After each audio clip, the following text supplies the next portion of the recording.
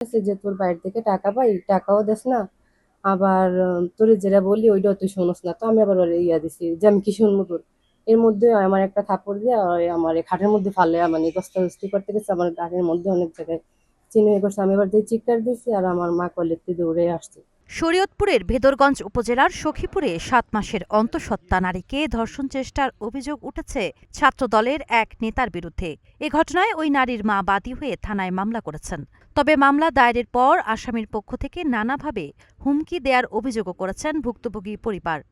বিরক্ত হুমকি হুমকি মোবাইলে আমার ছেলের দেখায় দিব, আমার ছেলে দেশে বাজে থাকবো, ওরে উড়াইয়া ওর বাবারা কোন বাপেরা কয়দিন ওরে ঠেকে দিব, দেখমু এই দিন এই থাকবো না কি দিন আইব, এরম করে অনেক হুমকি হামকি দিতে আছে আমার মেয়ের। ঘটনাটি গত ৫ আগস্ট দুপুরে উপজেলার চরকুমারিয়া ইউনিয়নের ঢালিকান্দি এলাকায় ঘটে বলে মামলার এজাহারে উল্লেখ করা হয়েছে।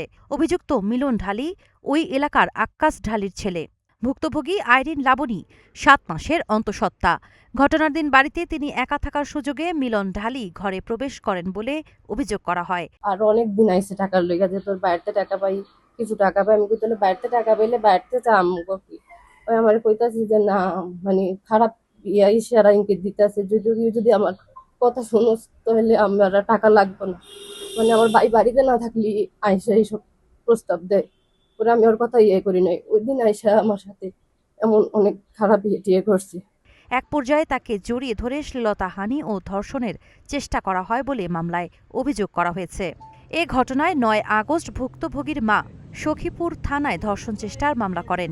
মামলার পর থেকে ভুক্তভোগী ও তার পরিবারের সদস্যদের হত্যার হুমকি দেওয়া হচ্ছে বলেও অভিযোগ করেছেন তারা। ভুক্তভোগীর মায়ের দাবি, ১১ আগস্ট দুপুরে অভিযুক্ত মিলন ফোন করে মামলা তুলে না নিলে পরিবার সহ হত্যার এবং ঘরবাড়িতে পেট্রোল বোমা হামলার হুমকি দিয়েছেন। আমরা বাদীর অভিযোগের প্রেক্ষিতে আমরা ইতিমধ্যে মামলা রুজু করেছি এবং মামলার কপি আমরা বিজ্ঞ আদালতে প্রেরণ করেছি। আসামিকে গ্রেফতারের প্রচেষ্টা অব্যাহত আছে। অভিযুক্ত মিলন ঢালির সঙ্গে যোগাযোগের চেষ্টা করা হলে তাকে বাড়িতে পাওয়া যায়নি।